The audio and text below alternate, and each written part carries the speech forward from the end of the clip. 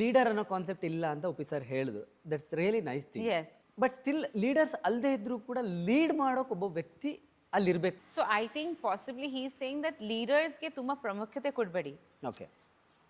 ಯಾರೊಬ್ರು leader ಅನ್ಕೊಳ್ಳಿ, ಅವ್ರು leader. ಇವಾಗ ಟೀಚರ್ ಇರ್ತಾರೆ, ಅವ್ರು ಟೀಚರು.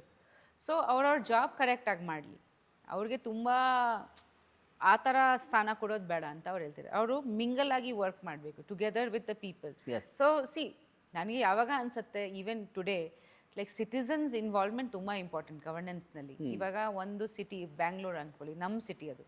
ಸೊ ನಾವು ಇನ್ವಾಲ್ವ್ ಆಗಿ ಇವಾಗ ಸದಾಶಿವ್ ನಗರ್ ಅಂದ್ಕೊಳ್ಳಿ, ಸದಾಶಿವ್ ನಗರ್ ಅಸೋಸಿಯೇಷನ್ ಇದೆ. ಸದಾಶಿವ್ ನಗರಲ್ಲಿ ಟ್ರೀಸ್ ಇರಬೇಕು, ಸದಾಶಿವ್ ನಗರಲ್ಲಿ ವೆಂಡರ್ಸ್ ಓಡಾಡಬಾರ್ದು, ಸದಾಶಿವ್ ನಗರಲ್ಲಿ ಕಸ ಎಲ್ಲಿ ಬೇಕಾದ್ರೆ ಹಾಕಂಗಿಲ್ಲ. ಒಂದು ಜಾಗ ನಾವು ನೀಟ್ ಮಾಡ್ಬೋದು ಅಂದರೆ ಇಡೀ ಬ್ಯಾಂಗ್ಳೂರು ಯಾಕೆ ಆಗಲ್ಲ. ಸೊ ಆ ಥರ ಲಾ ಆ್ಯಂಡ್ ಆರ್ಡರ್ ಸ್ಟ್ರಿಕ್ಟ್ ಆಗಬೇಕು. ಸಿಟಿಸನ್ಸಿಂದನೇ ಸಿಟಿಸನ್ಸ್ ರೆಸ್ಪಾನ್ಸಿಬಲ್ ಆಗಬೇಕು ಅವ್ರ ಬಿಹೇವಿಯರ್ಗೆ.